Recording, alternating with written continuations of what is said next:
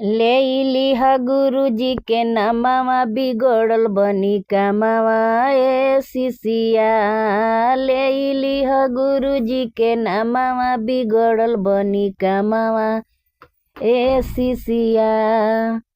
बिगड़ल बनी कामावा ए शिशिया। बिगड़ल बनी कामावा ए शिशिया। ले लिहा गुरुजी के नामावा बिगड़ल बनी कामावा ए शिशिया।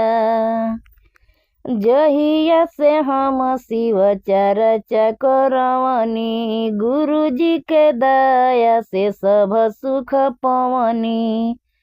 जहिया से हम शिव चर्चा करवनी गुरुजी के दया से सब सुख पवनी। बासल गुरु के मानवा ए शिशिया। ले लिहा गुरुजी के नामावा बिगड़ल बनी कामावा ए शिशिया। ले लिहा गुरुजी के नामावा बिगड़ल बनी कामावा ए शिशिया।